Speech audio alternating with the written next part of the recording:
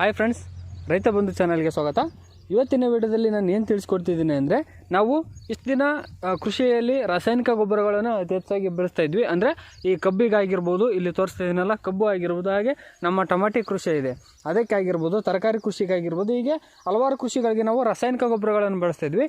ಆದರೆ ಇನ್ನು ಮುಂದಿನ ದಿನಕ್ಕೆ ನಾವು ಸಾವಯವ ಕೃಷಿ ಮಾಡ್ಬೇಕು ಅಂದ್ಕೊಂಡು ಈಗ ಸಾವಯವ ಗೊಬ್ಬರವನ್ನು ನಾವು ಕಬ್ಬಿಗೆ ಹಾಕ್ಬೇಕಂತ ನಿರ್ಧಾರ ಮಾಡಿ, ಹಾಗೆ ನಮ್ಮ ಟೊಮೊಟೊ ಕೃಷಿ ಏನಿದೆ ಈಗ ತರಕಾರಿ ಕೃಷಿ, ಅದಕ್ಕೂ ಸಹ ನಾವು ಸಾವಯವವಾಗಿ ಬೆಳೆಯೋದ್ರಿಂದ 4 ಜನ ಆ ಹಣ್ಣನ್ನು ಉಪಯೋಗಿಸ್ತಾರೆ. ಅಂದರೆ ಟೊಮೊಟೊವನ್ನು 4 ಜನ ಉಪಯೋಗಿಸ್ತಾರೆ.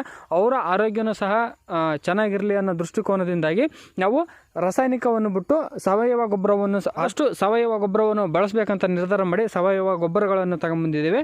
ಇದೇನಂತ ನೋಡ್ತಾ ಇರ್ಬೋದು ನೀವು, ಇಲ್ಲಿ ಚೀಲಗಳು ಕಾಣ್ತವೇ ಇಲ್ಲ, ಇದು ಬಂದುಬಿಟ್ಟು ನಿಮಗೆ ಎರೆಹುಳು ಗೊಬ್ಬರವನ್ನು ನಾವು ಇವತ್ತು ಕಬ್ಬಿಗೆ ಹಾಕಬೇಕು ಮತ್ತು ನಮ್ಮ ತರಕಾರಿ ಕೃಷಿಗೆ ಹಾಕಬೇಕಂತಂದು ತರಿಸಿದ್ದೀನಿ. 36 ಚೀಲ ಎರೆಹುಳ ಗೊಬ್ಬರವನ್ನು ಇವತ್ತು ನಾನು ತರಿಸಿರೋವಂಥದ್ದು. ಈಗ ಇವತ್ತಿನ ವಿಡಿಯೋದಲ್ಲಿ ಏನು ತಿಳಿಸ್ಕೊಡ್ತೀನಿ ಅಂದರೆ, ನಾವು ಈ ಎರೆಹುಳ ಗೊಬ್ಬರ ಎಂದರೇನು ಮತ್ತು ಎರೆಹುಳ ಗೊಬ್ಬರದಿಂದ ಏನೆಲ್ಲ ನಮ್ಮ ಕೃಷಿಯಲ್ಲಿ ಬದಲಾವಣೆಗಳಾಗ್ತವೆ, ಹಾಗೆ ಇದನ್ನು ಕೃಷಿಯಲ್ಲಿ ಬಳಸೋದ್ರಿಂದ ಏನು ಉಪಯೋಗ, ಹಾಗೆ ಇದನ್ನು ತರಕಾರಿ ಕೃಷಿಗೆ ನಾನು ಯಾವ ರೀತಿ ಹಾಕೋದು, ಹಾಗೆ ಕಬ್ಬಿಗೆ ಯಾವ ರೀತಿ ಹಾಕೋದು ಅನ್ನೋದರ ವಿಡಿಯೋನ ನಾನು ಇವತ್ತಿನ ವಿಡಿಯೋದಲ್ಲಿ ತಿಳಿಸ್ಕೊಡ್ತೀನಿ. ಮೊದಲು ಈ ವಿಡಿಯೋದಲ್ಲಿ ತರಕಾರಿಗೆ ಯಾವ ರೀತಿ ಹಾಕೋದು ಅಂತ ತಿಳಿಸ್ಕೊಡ್ತೀನಿ, ಅಂದರೆ ಟೊಮೊಟೊಕ್ಕೆ ಯಾವ ರೀತಿ ಹಾಕೋದು ಅಂತ. ನೆಕ್ಸ್ಟ್ ವಿಡಿಯೋದಲ್ಲಿ ನಾನು ಕಬ್ಬಿಗೆ ಹಾಕುವಾಗ ಕಬ್ಬಿಗೆ ಯಾವ ರೀತಿ ಹಾಕೋದು ಅನ್ನೋದನ್ನು ತಿಳಿಸ್ಕೊಡ್ತೀನಿ. ಹಾಗೆ ಇವುಗಳನ್ನು ನಾವು ಯಾವ ರೇಟಿಗೆ ತಂದಿದ್ದೀವಿ ಮತ್ತು ಎಲ್ಲಿ ಕಡಿಮೆ ರೇಟಿಗೆ ಸಿಗುತ್ತೆ ಅನ್ನೋದ್ರ ಬಗ್ಗೆಯೂ ಸಹ ನಾನು ಇವತ್ತಿನ ವಿಡಿಯೋದಲ್ಲಿ ತಿಳಿಸ್ಕೊಡ್ತೀನಿ. ಇದು ಇಂಪಾರ್ಟೆಂಟ್ ಆಗಿ ನೋಡ್ಕೊಳ್ಳಿ, ಯಾಕೆಂದರೆ ಬೇರೆ ಕಡೆ ಒಂದೊಂದು ರೇಟು ಈ ಎರೆಹುಳ ಗೊಬ್ಬರವನ್ನು ಮಾರ್ತಿದ್ದಾರೆ, ಆದರೆ ನಾವು ತಂದಿರುವಂಥದ್ದು ತುಂಬ ಕಡಿಮೆ ರೇಟಿಗೆ ತಂದಿರುವಂಥದ್ದು. ಹಾಗಾಗಿ ನನ್ನ ವಿಡಿಯೋವನ್ನು ಕೊನೆವರೆಗೆ ನೋಡಿ, ಕೊನೆಯಲ್ಲಿ ನಾನು ಎಲ್ಲಿ ಮತ್ತೆ ಯಾವ ರೇಟಿಗೆ ತಂದಿದ್ದೇನೆ ಅನ್ನೋದ್ರ ಬಗ್ಗೆ ತಿಳಿಸ್ಕೊಡ್ತೀನಿ. ನೀವೇನಾರು ಮೊದಲ ಸಲ ನಮ್ಮ ಚಾನಲ್ ವಿಸಿಟ್ ಮಾಡ್ತಿದ್ರೆ ಸಬ್ಸ್ಕ್ರೈಬ್ ಮಾಡಿ, ಹಾಗೆ ಅಲ್ಲೇ ಪಕ್ಕದಲ್ಲೇ ಬೆಲ್ ಐಕನ್ ಸಿಂಬಲ್ ಇರುತ್ತೆ, ಅದರ ಮೇಲೆ ಕ್ಲಿಕ್ ಮಾಡಿ, ಅದರ ಮೇಲೆ ಆಲ್ ಅಂತ ಬರುತ್ತೆ, ಆಲ್ ಅಂತ ಸೆಲೆಕ್ಟ್ ಮಾಡಿ. ಆಲ್ ಅಂತ ಸೆಲೆಕ್ಟ್ ಮಾಡೋದ್ರಿಂದ ನಾವು ಮುಂದೆ ಹಾಕುವಂಥ ವಿಡಿಯೋಗಳು ನಿಮಗೆ ನೋಟಿಫಿಕೇಶನ್ ಆಗಿ ಬರುತ್ತೆ. ಬನ್ನಿ ವಿಡಿಯೋ ಸ್ಟಾರ್ಟ್ ಮಾಡೋಣ. ಇಲ್ಲಿ ನೋಡ್ಬೋದು ನೀವು ಎರೆಹುಳ ಗೊಬ್ಬರ ಇದೆ, ಇಲ್ಲಿ ನೋಡ್ತಾ ಇರ್ಬೋದು ನೀವು ಎರೆಹುಳ ಗೊಬ್ಬರವನ್ನು ನಾನು ತೋರಿಸ್ತಾ ಇದ್ದೀನಿ. ಈ ರೀತಿ ಒಂದು 50 kg ಚೀಲೆಯಲ್ಲಿ ಈ ಎರೆಹುಳ ಗೊಬ್ಬರವನ್ನು ಇಲ್ಲಿ ಪ್ಯಾಕ್ ಮಾಡಿರ್ತಾರೆ. ಈ ಎರೆಹುಳ ಗೊಬ್ಬರವನ್ನು ನಾವು ಯಾವ ರೀತಿ ತಯಾರು ಮಾಡ್ಕೊಳ್ಬೇಕು ಹೇಗೆ ಅನ್ನೋದ್ರ ಬಗ್ಗೆ ಸಹ ವಿಡಿಯೋ ಮಾಡಿ ಹಾಕಿದ್ದೀನಿ. ವಿಡಿಯೋ ಐ ಕಾರ್ಡಲ್ಲಿ ಮತ್ತು ಎಂಡ್ ಸ್ಕ್ರೀನಲ್ಲಿ ಹಾಕ್ತೀನಿ, ಆ ವಿಡಿಯೋನ ಸಹ ನೋಡಿ ನೀವೇ ಸ್ವಂತಾಗಿ ಎರೆಹುಳ ಗೊಬ್ಬರವನ್ನು ಸಹ ನೀವು ಮಾಡ್ಕೊಳ್ಬೋದು. ಅಂದರೆ ಎರೆಹುಳ ಗೊಬ್ಬರ ಮಾಡ್ಕೊಳ್ಬೇಕಂದ್ರೆ ಟೈಮ್ ಹಿಡಿಯುತ್ತೆ, ಅಂದರೆ 3-4 ತಿಂಗಳು ಟೈಮ್ ಬೇಕು ನಮಗೆ. ನಾವು ಮುಂಚಿತವಾಗಿ ನಮಗೆ ಅಂದರೆ ಈಗ ಕೃಷಿಗೆ ಹಾಕಬೇಕಂತ ನಿರ್ಧಾರ ಮಾಡಿವಿ ಅಂದರೆ ಇನ್ನೂ 3 ತಿಂಗಳು ಮುಂಚಿತವಾಗಿ ನಾವು ಎರೆಹುಳ ಗೊಬ್ಬರಕ್ಕೆ ಹಣಿ ಮಾಡಬೇಕು. ಈಗ ಕಬ್ಬಿಗೆ ಟೈಮ್ ಇಲ್ಲದಕ್ಕೋಸ್ಕರ ನಾನು ತರಿಸಿದ್ದೀನಿ. ನೆಕ್ಸ್ಟ್ ನಾನೇ ಎರೆಹುಳ ಗೊಬ್ಬರವನ್ನು ರೆಡಿ ಮಾಡ್ಕೊಳ್ತೀನಿ. ಇದು ಯಾಕೆಂದರೆ ರೆಡಿ ಆಗೋಕ್ಕೆ ಅಂದರೆ 2-3 ತಿಂಗಳು ಬೇಕು. ಈಗ ಟೈಮು ಇಲ್ಲದ ಕಾರಣ ನಾನು ಬೇರೆ ಕಡೆಯಿಂದ ತರಿಸಿರುವಂಥದ್ದು. ನೀವೇ ಸ್ವಂತಾಗಿ ಮಾಡ್ತೀರಂದರೆ ಆ ವಿಡಿಯೋ ನೋಡಿ ನೀವು ಆ ರೀತಿ ಎರೆಹುಳ ಗೊಬ್ಬರವನ್ನು ಸಹ ತಯಾರು ಮಾಡ್ಕೊಳ್ಬೋದು. ಈಗ ಎರೆಹುಳ ಗೊಬ್ಬರ ಏನಂತ ಬಂದಾಗ ನಾವು ಕೃಷಿ ತ್ಯಾಜ್ಯಗಳನ್ನೇ ಬಳಸಿಕೊಂಡು ಇದು ಸಾವಯವ ಗೊಬ್ಬರವಾಗಿ ನಾವು ರೆಡಿ ಮಾಡುವಂಥದ್ದು. ಅಂದರೆ ನಮ್ಮ ಕೃಷಿ ತ್ಯಾಜ್ಯಗಳಿರ್ತವೆ, ಎಲೆ ಆಗಿರ್ಬೋದು, ಸೊಪ್ಪು ಆಗಿರ್ಬೋದು, ಹಾಗೆ ಕಸ ಕಡ್ಡಿಗಳಾಗಿರ್ಬೋದು, ಈಗ ತರಕಾರಿ ವೇಸ್ಟ್ ತರಕಾರಿ ಆಗಿರ್ಬೋದು, ಇಂಥವು ಏನೇ ಹಾಕಿ ನೀವು ಅಲ್ಲೇ ಹಾಕಿ ನೀವು ಅದನ್ನು ಕೊಳಿಸಿ ಮಾಡುವಂತಹ ಒಂದು ಗೊಬ್ಬರ ಎರೆಹುಳ ಗೊಬ್ಬರ ಆಗಿರುತ್ತೆ. ನೀವು ಎರೆಹುಳಗಳನ್ನು ತಗೊಂಡ್ಬಂದು ಅದಕ್ಕೆ ಸ್ಟೆಪ್ ಬೈ ಸ್ಟೆಪ್ ಇದೆ, ಆ ವಿಡಿಯೋದಲ್ಲಿ ನಾನು ತಿಳಿಸಿದ್ದೀನಿ ಯಾವ ರೀತಿ ಎರೆಹುಳ ಗೊಬ್ಬರವನ್ನು ಮಾಡ್ಕೊಳ್ಳೋದು ಅನ್ನೋದು. ಆ ವಿಡಿಯೋ ಬೇಕಾದ್ರೆ ನೋಡಿ, ನಿಮಗೆ ಸಂಪೂರ್ಣವಾಗಿ ಅರ್ಥವಾಗುತ್ತೆ. ಅಂದರೆ ಕೃಷಿ ತ್ಯಾಜ್ಯವನ್ನು ಬಳಸಿಕೊಂಡು ಮಾಡುವಂತಹ ಗೊಬ್ಬರಕ್ಕೆ ಎರೆಹುಳ ಗೊಬ್ಬರ ಅಂತೀವಿ. ಇದನ್ನು ನಾವು ಕೃಷಿಯಲ್ಲಿ ಬಳಸೋದ್ರಿಂದ ಅನೇಕ ಉಪಯೋಗಗಳಿವೆ. ಒಂದು, ನಮಗೆ ಸಾವಯವವಾಗಿ ನಾವು ಕೃಷಿಯನ್ನು ಮೇಂಟೈನ್ ಮಾಡ್ತೀವಿ, ಮತ್ತು ಮಣ್ಣಿನ ಫಲವತ್ತತೆ ಏನಿದೆ ಅದು ನಾಶ ಆಗಲ್ಲ. ನಾವು ರಾಸಾಯನಿಕ ಗೊಬ್ಬರಗಳನ್ನು ಬಳಸಿದರೆ ನಮ್ಮ ಮಣ್ಣಿನ ಫಲವತ್ತತೆ ಏನಿದೆ ಅದು ನಾಶವಾಗಿ ನಮ್ಮ ಇಳುವರಿಯಲ್ಲಿ ಕಡಿಮೆ ಆಗುತ್ತೆ. ಅಂದರೆ ಮುಂದಿನ ದಿನಕ್ಕೆ ಈಗ ನಮಗೆ ಇಳುವರಿ ಈ ರಾಸಾಯನಿಕ ಗೊಬ್ಬರಗಳನ್ನು ಬಳಸೋದ್ರಿಂದ ನಮಗೆ ಇಳುವರಿ ಹೆಚ್ಚು ಬರುತ್ತೆ ಅನ್ನೋ ಕಾಣಿಸುತ್ತೆ. ಆದರೆ ಮುಂದಿನ ದಿನಗಳಲ್ಲಿ ಆ ಭೂಮಿಗಳು ಬಂಜರಾಗಿ ಅಲ್ಲಿ ಏನು ಬೆಳೆಯದ ಸ್ಥಿತಿಗೆ ಬರುವಂಥ ಸಾಧ್ಯತೆ ಹೆಚ್ಚಾಗಿರುತ್ತೆ. ಹಾಗಾಗಿ ಸಾಧ್ಯವಾದಷ್ಟು ಈ ಎರೆಹುಳ ಗೊಬ್ಬರ ಆಗಿರ್ಬೋದು, ಕೊಟ್ಟಿಗೆ ಗೊಬ್ಬರ ಆಗಿರ್ಬೋದು, ಕುರಿ ಗೊಬ್ಬರ ಆಗಿರ್ಬೋದು, ಈ ರೀತಿ ಸಾವಯವವಾಗಿ ದೊರೆಯುವಂತಹ ಗೊಬ್ಬರಗಳನ್ನು ನೀವು ಬಳಸಬೇಕಾಗುತ್ತೆ.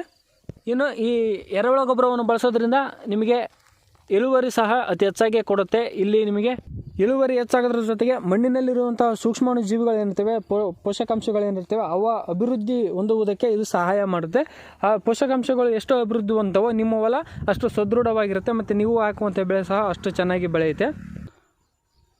ಇವಾಗ ನಾನು ಕಬ್ಬಿಗೆ ಮತ್ತು ತರಕಾರಿಗೆ ತರಿಸಿದ್ದೀನಿ. ನೆಕ್ಸ್ಟ್ ಇಲ್ಲಿ ಅಡಿಕೆ ತೋಟ ಕಾಣ್ತಿದೆಯಲ್ಲ, ಈ ಅಡಿಕೆ ಗಿಡಕ್ಕೂ ಸಹ ನಾನು ಎರೆಹುಳ ಗೊಬ್ಬರವನ್ನು ಹಾಕ್ತೀನಿ. ಆವಾಗ ಆ ವಿಡಿಯೋನು ಸಹ ನಿಮಗೆ ಹಾಕ್ತೀನಿ, ಯಾವ ರೀತಿ ಎರೆಹುಳ ಗೊಬ್ಬರ ಅಡಿಕೆ ಗಿಡಗಳಿಗೆ ಹಾಕೋದು ಅನ್ನೋದು. ಈಗ ನಾನು ಇವತ್ತು ನೋಡಿ ಫ್ರೆಂಡ್ಸ್, ನಾನು ಟೊಮೊಟೊ ಕೃಷಿಗೆ ಈ ಸಾವಯವ ಗೊಬ್ಬರ ಏನು ಎರೆಹುಳ ಗೊಬ್ಬರವನ್ನು ತಂದಿದ್ದೀವಿ ನಾವು ಅದನ್ನು ಇವತ್ತು ಹಾಕ್ತಾಯಿದ್ದೀನಿ. ನಾವು ಯಾವ ರೀತಿ ಹಾಕೋದು, ಹಾಗೆ ನಾನು ಯಾವ ಟೈಮಲ್ಲಿ ಹಾಕ್ತಾಯಿದ್ದೀನಿ ಅನ್ನೋದ್ರ ಬಗ್ಗೆ ಇವತ್ತು ನಿಮಗೆ ತಿಳಿಸ್ಕೊಡ್ತೀನಿ. ನೀವು ನೋಡ್ತಾ ಇರ್ಬೋದು, ಹಚ್ಚಿ ನಾವು ಈ ಟೊಮೊಟೊವನ್ನು ಹಚ್ಚಿ 1 ತಿಂಗಳಾಯಿತು. 1 ತಿಂಗಳಾದ ನಂತರ ಇಲ್ಲಿ ನೋಡಿ ಫ್ಲವರಿಂಗ್ ಸ್ಟಾರ್ಟ್ ಆಗಿದೆ, ಅಲ್ಲೊಂದು ಫ್ಲವರಿಂಗ್ ಇದೆ. ಆ ಟೈಮಲ್ಲಿ ನಾನು ಈ ಎರೆಹುಳ ಗೊಬ್ಬರ ಏನಿದೆ ಅದನ್ನು ನಾನು ಇವತ್ತು ಹಾಕೋಕ್ಕೆ ಸ್ಟಾರ್ಟ್ ಮಾಡ್ತೀನಿ. ನೀವು ನೋಡ್ತಾ ಇರ್ಬೋದು, ಟೊಮೊಟೊ ಗಿಡ ಒಂದೊಂದು ಗಿಡದಲ್ಲಿ ಫ್ಲವರಿಂಗ್ ಇದೆ, ಒಂದೊಂದರಲ್ಲಿ ಇಲ್ಲ, ಸ್ವಲ್ಪ ಹೆಚ್ಚು ಕಡಿಮೆ ಬರುತ್ತೆ. ನೀವು ನೋಡ್ತಾ ಇರ್ಬೋದು, ಈ ರೀತಿ ಫ್ಲವರಿಂಗ್ ಸ್ಟಾರ್ಟ್ ಆಗೋ ಸಮಯದಲ್ಲಿ ಹಾಕಿದರೆ ಏನಾಗುತ್ತೆ ಅಂದರೆ ಅದು ನಮಗೆ ತುಂಬಾ ಉಪಯೋಗ ಆಗುತ್ತೆ. ಯಾಕೆಂದರೆ ಗಿಡದ ಬೆಳವಣಿಗೆಯನ್ನು ಸಹ ಆ ಟೈಮಲ್ಲಿ ಕರೆಕ್ಟ್ ಆಗುತ್ತೆ. ಮತ್ತು ಈ ಫ್ಲವರಿಂಗ್ ಏನಿದೆ ಅದು ಕಾಯಿ ಕುಂದ್ರಕ್ಕೆ ಗಿಡಕ್ಕೆ ಪೋಷಕಾಂಶಗಳನ್ನು ಪೂರೈಸೋಕ್ಕೆ ಸ್ಟಾರ್ಟ್ ಆಗುತ್ತೆ. ಇಲ್ಲಿ ನೋಡ್ತಾ ಇರ್ಬೋದು, ನೀವು ಇಲ್ಲಿ ತೋರಿಸ್ತೀನಿ ನೋಡಿರಿ, ಒಂದು ಸಣ್ಣ ಕಾಯಿ ಇದೆ, ಕಾಣ್ತಿದೆ ಅಂದ್ಕೊಳ್ತೀನಿ. ಇಲ್ಲಿ ನೋಡಿ, ಇಲ್ಲಿ ಕಾಣ್ತಿದೆಯಲ್ಲ, ಈ ರೀತಿ ಕಾಯಿ ಕುಂದಿರುವ ಟೈಮಲ್ಲಿ ನೀವು ಈ ಎರೆಹುಳ ಗೊಬ್ಬರ ಸಾವಯವ ಗೊಬ್ಬರವನ್ನು ಹಾಕಿದರೆ ಗಿಡಕ್ಕೆ ಬೇಕಾದಂಥ ಪೋಷಕಾಂಶಗಳು ದೊರೆಯುತ್ತೆ.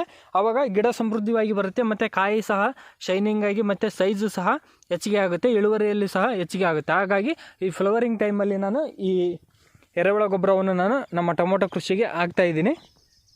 ಈಗ ನೋಡ್ಬೋದು, ಇಲ್ಲಿದೆ ನೋಡಿ, ಇದು ಎರೆಹುಳ ಚೀಲ, ಗೊಬ್ಬರದ ಚೀಲ 50 kgಯ ಚೀಲವನ್ನು ನಾವು ತರಿಸಿದ್ದೀವಿ. ಇಲ್ಲಿ ಹಿಂದ್ಗಡೆ ನಾನು ಸ್ಟಾಕ್ ಮಾಡಿದ್ದೀನಿ. ಈಗ ನಾನು ಒಂದು ಚೀಲವನ್ನು ತಗೊಂಬಂದಿದ್ದೀನಿ. ಈಗ ಇದನ್ನು ಬಿಚ್ಚಿ ಯಾವ ರೀತಿ ಹಾಕೋದು ಅನ್ನೋದನ್ನು ಸಹ ನಾನು ತೋರಿಸ್ತೀನಿ, ಮತ್ತು ಯಾವ ರೀತಿ ಒಳಗಡೆ ಗೊಬ್ಬರ ಇದೆ ಅನ್ನೋದನ್ನು ಸಹ ನಾನು ತೋರಿಸ್ತೀನಿ. ವಿಡಿಯೋನ ಸ್ಕಿಪ್ ಮಾಡದೆ ಸಂಪೂರ್ಣವಾಗಿ ನೋಡಿ. ನಾನು ಲಾಸ್ಟಲ್ಲಿ ಎಲ್ಲಿಂದ ತಗೊಂಬಂದೆ ಮತ್ತು ಎಷ್ಟು ಕಡಿಮೆ ರೇಟಿಗೆ ನಾನು ಈ ಎರೆಹುಳ ಗೊಬ್ಬರವನ್ನು ತಂದಿದ್ದೀನಿ ಅನ್ನೋದು ತಿಳಿಸ್ಕೊಡ್ತೀನಿ, ಅದು ಇಂಪಾರ್ಟೆಂಟ್ ಆಗಿರುತ್ತೆ. ಈಗ ನೋಡಿ, ನಾವು ಈ ಚೀಲವನ್ನು ಓಪನ್ ಮಾಡೋಣ. ಚೀಲ ಓಪನ್ ಮಾಡಿದರೆ ನಮಗೆ ಒಳಗಡೆ ಯಾವ ರೀತಿ ಗೊಬ್ಬರ ಇದೆ ಅನ್ನೋದು ನಮಗೆ ಗೊತ್ತಾಗುತ್ತೆ. ಈ ರೀತಿ ಚೀಲ ಓಪನ್ ಮಾಡಿದ್ದಾದಮೇಲೆ ಇಲ್ಲಿ ನೋಡ್ಬೋದು ನೀವು, ಬ್ಲ್ಯಾಕ್ ಗೊಬ್ಬರ ಅಂತಲೇ ಹೇಳ್ಬೋದು ಇದನ್ನು. ಈಗ ನೋಡಿ, ನಿಮಗೆ ಗೊತ್ತಾಗುತ್ತೆ ನೋಡಿ, ನಾವು ಬ್ಲ್ಯಾಕ್ ಗೊಬ್ಬರನೇ ಅಂತಲೇ ಹೇಳ್ಬೋದು. ನಮಗೆ ಈ ಎರೆಹುಳ ಗೊಬ್ಬರ ಏನಿದೆ ಇದು ಸೇಮ್ ನಮಗೆ ಕೊಟ್ಟಿಗೆ ಗೊಬ್ಬರ ಬರುತ್ತಲ್ಲ, ಅದೇ ರೀತಿ ಗೊಬ್ಬರ ಬರುವಂಥದ್ದು. ಇಲ್ಲಿ ನೋಡ್ತಾ ಇರ್ಬೋದು ನೀವು, ಎಲ್ಲ ಮಿಕ್ಸ್ ಆಗಿ ಮತ್ತು ಚೆನ್ನಾಗಿ ಕೊಳೆತಿರುವಂಥ ಗೊಬ್ಬರವನ್ನು ಅವರು ಕಳಿಸಿದ್ದಾರೆ. ಪ್ಯಾಕಿಂಗ್ ಮಾಡಿದರೆ ತುಂಬಾ ಉತ್ಕೃಷ್ಟವಾಗಿದೆ ಮತ್ತು ತುಂಬ ಫಲವತ್ತಾಗಿರುವಂಥದ್ದು. ಇಲ್ಲಿ ನೋಡಿ ನೀವು, ಈ ರೀತಿ ಮಣ್ಣು ಇರಬೇಕು ಮತ್ತು ಕಪ್ಪು ನೋಡಿ ಯಾವ ರೀತಿ ಇದೆ. ಈ ರೀತಿ ನಾವು ಫಲವತ್ತಾದಂತಹ ಗೊಬ್ಬರಗಳನ್ನು, ನಾವು ಸಾವಯವವಾದಂಥ ಗೊಬ್ಬರಗಳನ್ನು ಬಳಸೋದ್ರಿಂದ ನಮ್ಮ ಕೃಷಿಯಲ್ಲಿ ಸಹ ಉತ್ತಮ ಇಳುವರಿ ಪಡೆಯೋಕ್ಕೆ ಸಹಾಯವಾಗುತ್ತೆ. ಈ ರೀತಿ 50 kg ಚೀಲದಲ್ಲಿ ಅವರು ಪ್ಯಾಕಿಂಗ್ ಮಾಡಿರ್ತಾರೆ. ಇಲ್ಲಿ ನೋಡ್ಬೋದು ನೀವು, ಕೊಟ್ಟಿಗೆ ಗೊಬ್ಬರ ಅಷ್ಟು ಕೊಳೆತಿರ್ತಾ ಇಲ್ಲ. ಇದು ಎರೆಹುಳುಗಳನ್ನು ಇರೋದ್ರಿಂದ, ಈ ಮಣ್ಣಲ್ಲಿ ಎರೆಹುಳುಗಳನ್ನು ಬಿಟ್ಟಿರೋದ್ರಿಂದ ಅವರು ಉತ್ತಮವಾದಂತಹ ನಮಗೆ ಪೌಷ್ಟಿಕಾಂಶ ಇರುವಂತಹ ಗೊಬ್ಬರನೇ ನಮಗೆ ಈ ಎರೆಹುಳ ಗೊಬ್ಬರ ದೊರೆಯುತ್ತೆ. ಹಾಗಾಗಿ ಸಾಧ್ಯವಾದಷ್ಟು ಈ ಎರೆಹುಳ ಗೊಬ್ಬರವನ್ನು ನಿಮ್ಮ ಕೃಷಿಯಲ್ಲಿ ಬಳಸೋಕ್ಕೆ ಸ್ಟಾರ್ಟ್ ಮಾಡಿ. ಈಗ ಬನ್ನಿ, ಯಾವ ರೀತಿ ಇದನ್ನು ನಾವು ಟೊಮೊಟೊ ಕೃಷಿಗೆ ಹಾಕೋದು ಅನ್ನೋದು ತೋರಿಸ್ತೀನಿ. ಇನ್ನು ಈ ಎರೆಹುಳ ಗೊಬ್ಬರ ಹಾಕ್ಬೇಕಂದ್ರೆ ನೀವು ಯಾವ ಟೈಮಲ್ಲಿ ಹಾಕ್ಬೇಕಂದ್ರೆ, ನೀವು ನೀರು ಕಟ್ಟಿದಾದ್ಮೇಲೆ ಅಥವಾ ಮಳೆ ಆದ ನಂತರ ನೀವು ಈ ಎರೆಹುಳ ಗೊಬ್ಬರವನ್ನು ಹಾಕಬೇಕಾಗುತ್ತೆ. ನೀವು ಒಣ ಮಣ್ಣಿನಲ್ಲಿ ಈ ಎರೆಹುಳ ಗೊಬ್ಬರವನ್ನು ಹಾಕಕ್ಕೆ ಹೋಗಬೇಡಿ. ಯಾಕಂತ ಹೇಳ್ತೀನಿ, ನೀವು ಈ ನೀರು ಕಟ್ಟಿದಾದ್ಮೇಲೆ ನೀರು ಕಟ್ಟಿದ ತಿರುಮರು ದಿನ ಅಥವಾ ಮಳೆಯಾದ ತಿರುಮರು ದಿನ ನೀವು ಹಸಿ ನೋಡಿಕೊಂಡು ನೀವು ಈ ಗೊಬ್ಬರವನ್ನು ಹಾಕಬೇಕು. ಅಕಸ್ಮಾತ್ ನೀವೇನಾರ ಈ ಒಣ ಮಣ್ಣಿನಲ್ಲಿ ಏನಾದರೂ ಈ ಎರೆಹುಳ ಗೊಬ್ಬರವನ್ನು ಹಾಕಿದರೆ ಅದು ನಿಮ್ಮ ಗಿಡಗಳಿಗೆ ಯೂಸ್ ಆಗಲ್ಲ. ಅದು ಏಕೆಂದರೆ ನೀವು ಏನಾದ್ರು ಒಣ ಮಣ್ಣಿನಲ್ಲಿ ಈ ಗೊಬ್ಬರವನ್ನು ಹಾಕಿದರೆ ಅದು ಜೋರಾದ ಗಾಳಿ ಬಿಟ್ಟಂದರೆ ಆ ಗಾಳಿಗೆ ಅದರಲ್ಲಿರುವಂಥ ಸೂಕ್ಷ್ಮ ಕಣಗಳು ಏನಿರ್ತವೆ, ಧೂಳುಗಳು ಆಗಿರ್ಬೋದು, ಅದು ಆರೋಗುವ ಚಾನ್ಸಸ್ ಇರುತ್ತೆ. ಬಡ್ಡೆಯನ್ನು ಬಿಟ್ಟು ಆರೋಗುವ ಚಾನ್ಸಸ್ ಇರುತ್ತೆ ಒಂದು. ಇನ್ನೊಂದು, ನೀವು ಗೊಬ್ಬರವನ್ನು ಹಾಕಿ ಅದಾದ ನಂತರ ನೀರು ಬಿಟ್ಟರೆ ಅಥವಾ ಇಲ್ಲಾಂದರೆ ಮಳೆ ಆಯಿತು ಅಂದರೆ ಆ ಗೊಬ್ಬರ ಏನಿದೆ ಅದು ಕೊಚ್ಕೊಂಡು ಬೇರೆ ಕಡೆ ಹರಿದು ಹೋಗುತ್ತೆ. ಆವಾಗ ನಿಮಗೆ ಆ ಗಿಡಕ್ಕೆ ಹಾಕಿದಂಥ ಗೊಬ್ಬರ ಏನಿದೆ ಆ ಗಿಡಗಳಿಗೆ ಅದು ಪೋಷಕಾಂಶಗಳನ್ನು ನೀಡೋದಿಲ್ಲ. ಆವಾಗ ಗಿಡದ ಬೆಳವಣಿಗೆ ಆಗೋದಿಲ್ಲ. ಹಾಗಾಗಿ ನೀವು ಈ ರೀತಿ ನೀರು ಕಟ್ಟಿದ್ದಾದಮೇಲೆ ಹಸಿ ಇರುತ್ತಲ್ಲ, ನೀವು ಆ ಹಸಿಯಲ್ಲಿ ಏನಾದರೂ ಆ ಎರೆಹುಳ ಗೊಬ್ಬರವನ್ನು ಹಾಕಿದರೆ ಆ ಹಸಿ ಏನಿದೆ ಅದು ಆ ಮಣ್ಣನ್ನು ಹೀರ್ಕೊಳ್ಳುತ್ತೆ. ಹೀರ್ಕೊಂಡಾದ್ಮೇಲೆ ನಿಮಗೆ ಯಾವುದೇ ರೀತಿ ಗಾಳಿ ಬಿಟ್ಟರೂ ಸಹ, ಮಳೆ ಬಂದರೂ ಸಹ ಅದು ಕೊಚ್ಕೊಂಡು ಹೋಗೋದಿಲ್ಲ. ಎಲ್ಲಿ ಕುಂತಿರುತ್ತೋ ಅಲ್ಲೇ ಕುಂತಿರುತ್ತೆ. ಹಾಗಾಗಿ ನೀವು ಸಾಧ್ಯವಾದಷ್ಟು ಅನ್ನೋದಕ್ಕಿಂತ ನೀರು ಕಟ್ಟಿದ ಮೇಲೆ ಈ ಗೊಬ್ಬರವನ್ನು ಹಾಕಬೇಕು.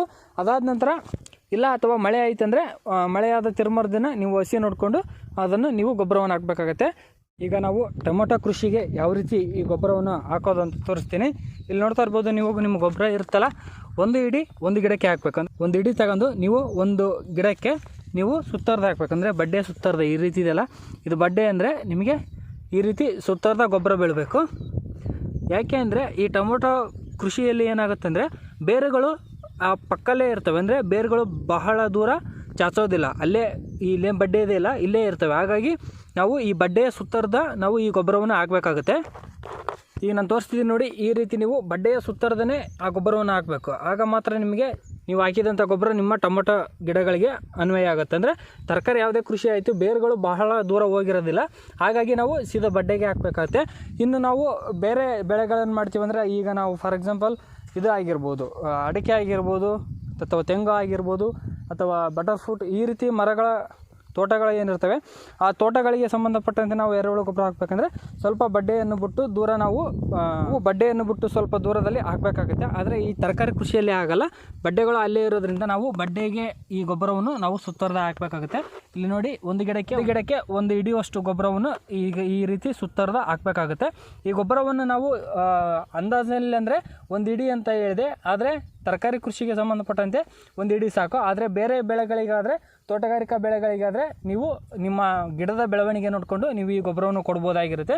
ಇದಕ್ಕೆ ರಾಸಾಯನಿಕ ಗೊಬ್ಬರದಾಗೆ ಇದನ್ನು ಹೆಚ್ಚು ಕೊಟ್ಟರೆ ಏನಾದ್ರು ತೊಂದರೆ ಆಗುತ್ತೆ ಅಥವಾ ಕಡಿಮೆ ಕೊಟ್ಟರೆ ಏನಾದ್ರು ತೊಂದರೆ ಆಗುತ್ತೆ ಅನ್ನೋದೇನಿಲ್ಲ. ನೀವು ಎಷ್ಟು ಬೇಕಾದ್ರೂ ಕೊಡ್ಬೋದು. ನಾನು ತರಕಾರಿ ಕೃಷಿ ಆಗಿರೋದ್ರಿಂದ ಒಂದು ಹಿಡಿಯಷ್ಟು ಕೊಡ್ತಾ ಇದ್ದೀನಿ. ನೀವು ಬೇರೆ ಬೆಳೆಗಳಿಗಾದರೆ ಸ್ವಲ್ಪ ಹೆಚ್ಚಿಗೆನೇ ಕೊಡಿ, ಏನು ಪರವಾಗಿಲ್ಲ.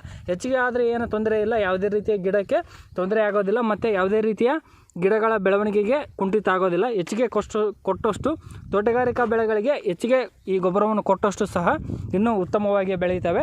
ನೀವು ಇಷ್ಟೇ ಕೊಡಬೇಕು ಅಷ್ಟೇ ಕೊಡಬೇಕಂತ ಏನಿಲ್ಲ. ಈಗ ನೀವು ಈ ಸಾವಯವ ಗೊಬ್ಬರವನ್ನು ಈ ರೀತಿ ನೀವು ತರಕಾರಿ ಕೃಷಿಗೆ ಕೊಡಬೇಕಾಗುತ್ತೆ. ಅದಾದ ನಂತರ ಈಗ ಮೇನ್ ಪಾಯಿಂಟಾಗಿ ಈ ಸಾವಯವ ಗೊಬ್ಬರ, ಈ ಏನು ಎರೆಹುಳ ಗೊಬ್ಬರ ಇದೆ ಅದು ಒಂದು ಚೀಲಕ್ಕೆ ಎಷ್ಟು ಬೆಲೆ ಆಗುತ್ತೆ, ಹಾಗೆ ಮತ್ತು ಎಲ್ಲಿಂದ ತಗೊಂಬರೋದು ಅನ್ನೋದ್ರ ಬಗ್ಗೆ ತಿಳಿಸ್ಕೊಡ್ತೀನಿ. ನೀವು ನೋಡಿ, ಬೇರೆ ಕಡೆ ಅಂದರೆ ಈ ಎರೆಹುಳ ಗೊಬ್ಬರವನ್ನೇ ತಯಾರಿಸುವಂಥ ಘಟಕಗಳಿರ್ತಾವಲ್ಲ, ಅಲ್ಲಿ ಸ್ವಲ್ಪ ರೇಟ್ ಜಾಸ್ತಿ ಇದೆ ಅನ್ನೋ ನಾನು ಕೇಳಿಲ್ಲ. ಸ್ವಲ್ಪ ಜಾಸ್ತಿನೇ ಇರುತ್ತೆ ರೇಟ್ ಅಲ್ಲಿ ಆ ಎರೆಹುಳ ಗೊಬ್ಬರ ತಯಾರು ಮಾಡುವಂಥ ಘಟಕಗಳಲ್ಲಿ. ಆದರೆ ನಾನು ಈ ಗೊಬ್ಬರವನ್ನು ತಂದಿರುವಂಥದ್ದು ಗಂಗಾಪುರ ಕಬ್ಬಿನ ಫ್ಯಾಕ್ಟ್ರಿಯಲ್ಲಿ ಈ ಗೊಬ್ಬರವನ್ನು ಇನ್ನು ಮುಂದೆ ನೀಡ್ತಾ ಇದ್ದಾರೆ. ಅಂದರೆ ಇತ್ತೀಚೆಗೆ ಈ ಗೊಬ್ಬರವನ್ನು ಸಹ ಕಬ್ಬಿನ ಕೃಷಿಗೆ ಬಳಸಲಿ ಅನ್ನೋ ಉದ್ದೇಶದಿಂದ ಮತ್ತು ಸಾವಯವವಾದಂಥ ಕಬ್ಬನ್ನು ಬೆಳೀಲಿ ಮತ್ತು ಹೆಚ್ಚಿನ ಇಳುವರಿಯನ್ನು ಈ ಸಾವಯವ ಗೊಬ್ಬರ ಹಾಕೋದ್ರಿಂದ ಪಡೆಯಲಿ ಅನ್ನೋ ಉದ್ದೇಶದಿಂದ ರೈತರು ಈ ಗಂಗಾಪುರ ಫ್ಯಾಕ್ಟ್ರಿಯಲ್ಲಿ ಇದನ್ನು ₹100 ಅಥವಾ ₹200 ಒಂದು ಚೀಲ ಅಂದರೆ ಅಲ್ಲಿ ಗಂಗಾಪುರ ಫ್ಯಾಕ್ಟ್ರಿಯಲ್ಲಿ ವಿತರಣೆ ಮಾಡ್ತಾ ಇದ್ದಾರೆ. ಇದು ಕಬ್ಬಿನ ಫ್ಯಾಕ್ಟ್ರಿಯಲ್ಲಿ ನಾನು ತಂದಿರುವಂಥದ್ದು, ಯಾವುದೇ ಇದಲ್ಲ. ಅಂದರೆ ಎರೆಹುಳ ಘಟಕ ಸ್ಥಾಪನೆ ಮಾಡಿ ಅಲ್ಲಿ ತಯಾರು ಮಾಡುವಂಥ ಗೊಬ್ಬರ ಅಲ್ಲ. ಇದು ಕಬ್ಬಿನ ಫ್ಯಾಕ್ಟ್ರಿಯವರೇ ರೆಡಿ ಮಾಡಿ ಈ ಕಬ್ಬಿನ ಫ್ಯಾಕ್ಟ್ರಿಯವರು ಕಬ್ಬಿಗೆ ಹಾಕಲಿ ಅಂತ ಇದನ್ನು ವಿತರಣೆ ಮಾಡ್ತಾ ಇರುವಂಥದ್ದು. ಹಾಗಾಗಿ ಈ ಚೀಲಕ್ಕೆ ₹200 ಒಂದು ಚೀಲವನ್ನು ನಾನು ಪರ್ಚೇಸ್ ಮಾಡಿದ್ದೀನಿ. ಬೇರೆ ಕಡೆ ಘಟಕಗಳಲ್ಲಿ ಅಂದರೆ ಎರೆಹುಳ ಗೊಬ್ಬರ ತಯಾರಿಸುವಂಥ ಘಟಕಗಳಲ್ಲಿ ಈ ಚೀಲಕ್ಕೆ ಏನು ರೇಟ್ ಇದೆ ನನಗೆ ಗೊತ್ತಿಲ್ಲ. ನಿಮಗೇನಾದರೂ ಗೊತ್ತಿದ್ದರೆ ಅಥವಾ ನೀವು ಯಾರಾದರೂ ಎರೆಹುಳ ಗೊಬ್ಬರವನ್ನು ತಯಾರು ಮಾಡ್ತಿದ್ರೆ ನನಗೆ ಕಮೆಂಟ್ ಬಾಕ್ಸಲ್ಲಿ ಕಮೆಂಟ್ ಮಾಡಿ, ಯಾವ ರೀತಿ ಎಷ್ಟು ಚೀಲ ಯಾವ ರೀತಿ ಪ್ರೈಸಲ್ಲಿ ನಮಗೆ ಸಿಗುತ್ತೆ ಅನ್ನೋದು ನಾನು ಮುಂದಿನ ವೀಡಿಯೋಗಳಲ್ಲಿ ರೈತರಿಗೆ ತಿಳಿಸ್ತೀನಿ. ಆದರೆ ಇದರಲ್ಲಿ ಒಂದು ಸಮಸ್ಯೆ ಇದೆ. ಅದೇನಪ್ಪ ಅಂದರೆ, ನಾವು ಕಬ್ಬಿನ ಫ್ಯಾಕ್ಟ್ರಿಯಿಂದ ಈ ಸಾವಯವ ಗೊಬ್ಬರವನ್ನು ತಗೊಳ್ಬೇಕಂದ್ರೆ ನಾವು ಕಂಪಲ್ಸರಿಯಾಗಿ ಕಬ್ಬು ಹಾಕಿರಬೇಕು. ಕಬ್ಬು ಹಾಕಿದಾಗ ಮಾತ್ರ ಅವರು ಆ ಕಬ್ಬಿನ ಫ್ಯಾಕ್ಟ್ರಿಯವರು ನಮಗೆ ಗೊಬ್ಬರವನ್ನು ಕೊಡ್ತಾರೆ. ಕಬ್ಬಿಲ್ಲ ಅಂದರೆ ನಾವು ಬೇರೆ ಕೃಷಿಗೆ ಹೋಗಿ ಕೇಳಿದರೆ ಅವರು ಕೊಡಲ್ಲ. ಯಾಕೆಂದರೆ ಅವರು ಕಬ್ಬನ್ನು ಬೆಳೆಸುವಂತಹ ಉದ್ದೇಶದಿಂದಾಗಿ ಅವರು ಕಬ್ಬಿನ ಫ್ಯಾಕ್ಟ್ರಿಯವರು ಕಬ್ಬು ಹಾಕಿದಂಥ ರೈತರಿಗೆ ಮಾತ್ರ ಈ ಗೊಬ್ಬರವನ್ನು ಅವರು ವಿತರಣೆ ಮಾಡ್ತಾ ಇದ್ದಾರೆ. ಸಾಧ್ಯವಾದಷ್ಟು ನಿಮ್ಮೂರಲ್ಲಿ ಯಾರು ಕಬ್ಬು ಹಾಕಿದರೆ ಅಂಥವ್ರನ್ನ ಕಾಂಟ್ಯಾಕ್ಟ್ ಮಾಡ್ಕೊಂಡು ಅವ್ರನ್ನ ಕರ್ಕೊಂಡೋಗಿ ನೀವು ಗೊಬ್ಬರವನ್ನು ತಗೊಂಡು ಬರ್ಬೋದು. ಇಲ್ಲ ನಿಮ್ಮದೇ ಕಬ್ಬಿತ್ತಂದರೆ ಆ ಕಬ್ಬಿನ ಹೆಸರು ಹೇಳಿ ನೀವು ಪಾಣಿಯನ್ನು ಕೊಟ್ಟು ಅಲ್ಲಿಂದ ಈ ಗೊಬ್ಬರವನ್ನು ತಗೊಂಡು ಬರ್ಬೋದಾಗಿರುತ್ತೆ. ಇದೇ ಒಂದು ಸಮಸ್ಯೆ ಇದರಲ್ಲಿ. ಇದನ್ನು ಬಿಟ್ಟರೆ ನಿಮಗೆ ಹೊರಗಡೆ ಮಾರ್ಕೆಟಲ್ಲಿ ಸಹ ಹಲವಾರು ಎರೆಹುಳ ಗೊಬ್ಬರ ತಯಾರು ಮಾಡುವಂಥ ಘಟಕಗಳಿವೆ. ಅವುಗಳಲ್ಲಿ ನೀವು ಕಾಂಟ್ಯಾಕ್ಟ್ ಮಾಡಿ. ಇಲ್ಲಾಂದರೆ ಸ್ವಂತಾಗಿ ನೀವು ತಯಾರು ಮಾಡ್ಕೊಳ್ಳುವಂಥ ಕೆಪಾಸಿಟಿ ಇತ್ತಂದರೆ ನೀವೇ ಸ್ವಂತವಾಗಿ ಈ ಎರೆಹುಳ ಗೊಬ್ಬರವನ್ನು ತಯಾರು ಮಾಡ್ಕೊಳ್ಬೋದಾಗಿರುತ್ತೆ. ಈ ರೀತಿ ಸಾಧ್ಯವಾದಷ್ಟು ಕಡಿಮೆ ಬೆಲೆಯಲ್ಲೇ ಈ ಗೊಬ್ಬರವನ್ನು ತರುವಂತಹ ಪ್ರಯತ್ನ ಮಾಡಿ. ಇಲ್ಲ ಆದರೆ ನೀವೇ ಸ್ವಂತಾಗಿ ಟೈಮ್ ಇತ್ತಂದರೆ ನೀವೇ ಸ್ವಂತಾಗಿ ಈ ಎರೆಹುಳ ಗೊಬ್ಬರವನ್ನು ತಯಾರು ಮಾಡ್ಕೊಳ್ಬೋದು. ಎರೆಹುಳ ಗೊಬ್ಬರವನ್ನು ನಾವೇನು ಅತಿ ಹೆಚ್ಚು ಖರ್ಚು ಮಾಡ್ದೇ ಎಷ್ಟು ಬೇಕಾದ್ರೂ ಅಷ್ಟು ಎರೆಹುಳ ಗೊಬ್ಬರ ತಯಾರು ಮಾಡ್ಕೊಳ್ಬೋದು. ಹಾಗೆ ಎರೆಹುಳ ಗೊಬ್ಬರ ಕೊಟ್ಟಿಗೆ ನಿರ್ಮಾಣಕ್ಕಾಗಿ ಸಬ್ಸಿಡಿ ಇದೆ, ಅದನ್ನು ಸಹ ವಿಡಿಯೋ ಮಾಡಿ ಹಾಕಿದ್ದೀನಿ. ಸಬ್ಸಿಡಿ ಯಾವ ರೀತಿ ಪಡ್ಕೊಳ್ಳೋದಂತ ವಿಡಿಯೋ ನೋಡಿಲ್ಲ ಅಂದರೆ ಐ ಕಾರ್ಡ್ ಮತ್ತು ಎಂಡ್ ಸ್ಕ್ರೀನಲ್ಲಿ ಹಾಕ್ತೀನಿ. ವಿಡಿಯೋವನ್ನು ನೋಡಿ ಯಾವ ರೀತಿ ಸಬ್ಸಿಡಿ ಪಡ್ಕೊಂಡು ಉಚಿತವಾಗಿ ನೀವು ಎರೆಹುಳ ಘಟಕವನ್ನು ಸ್ಥಾಪನೆ ಮಾಡಿಕೊಂಡು ನೀವೇ ಸ್ವಂತವಾಗಿ ಎರೆಹುಳ ಗೊಬ್ಬರವನ್ನು ತಯಾರು ಮಾಡ್ಕೊಳ್ಬೋದಾಗಿರುತ್ತೆ. ಕೃಷಿ ತ್ಯಾಜ್ಯವನ್ನೇ ಬಳಸ್ಕೊಂಡು ನಾವು ಈಸಿಯಾಗಿ ಈ ಎರೆಹುಳ ಗೊಬ್ಬರ ತಯಾರು ಮಾಡ್ಕೊಳ್ಬೋದು. ಸ್ವಲ್ಪ ಟೈಮ್ ಬೇಕಾಗುತ್ತೆ ಅಷ್ಟೇ. ಇದಿಷ್ಟು ಇವತ್ತಿನ ವಿಡಿಯೋ. ನಾನು ಎಲ್ಲಿಂದ ಎರೆಹುಳ ಗೊಬ್ಬರ ತಂದೆ, ಯಾವ ಪ್ರೈಸಿಗೆ ತಂದೆ ಅನ್ನೋದು ನೀವು ಸಾಧ್ಯವಾದಷ್ಟು ನಿಮ್ಮ ಅಕ್ಕಪಕ್ಕದ ಘಟಕಗಳು ಇರ್ತವೆ, ಎರೆಹುಳ ಗೊಬ್ಬರ ಘಟಕಗಳು, ಅಥವಾ ಕಬ್ಬಿನ ಫ್ಯಾಕ್ಟ್ರಿ ಏನಾದ್ರು ಗೊತ್ತಿದ್ರೆ ಅಲ್ಲಿ ಸಹ ವಿಚಾರ ಮಾಡಿ, ಅಲ್ಲಿ ಸಹ ಇದನ್ನು ವಿತರಣೆ ಮಾಡ್ತಾಯಿದ್ದಾರೆ. ಅಥವಾ ಗಂಗಾಪುರ ಫ್ಯಾಕ್ಟ್ರಿ ನಿಮಗೆ ಏನಾದ್ರು ಗೊತ್ತಿದ್ರೆ ಅಲ್ಲಿ ಸಹ ವಿಸಿಟ್ ಮಾಡಿ ನೀವು ಈ ಎರೆಹುಳ ಗೊಬ್ಬರದ ಬಗ್ಗೆ ಮಾಹಿತಿಯನ್ನು ಪಡ್ಕೊಳ್ಬೋದಾಗಿರುತ್ತೆ. ಇದಿಷ್ಟು ಇವತ್ತಿನ ವಿಡಿಯೋ ಇಷ್ಟ ಆದರೆ ಲೈಕ್ ಮಾಡಿ, ಹಾಗೆ ಆದಷ್ಟು ಶೇರ್ ಮಾಡಿ. ರೈತರಿಗೆ ಇದು ತುಂಬಾ ಉಪಯೋಗ ಆಗಿರುವಂಥದ್ದು, ಹಾಗಾಗಿ ಆದಷ್ಟು ಶೇರ್ ಮಾಡಿ ಅಂತ ಕೇಳ್ಕೊಳ್ತೀನಿ. Thank you for watching.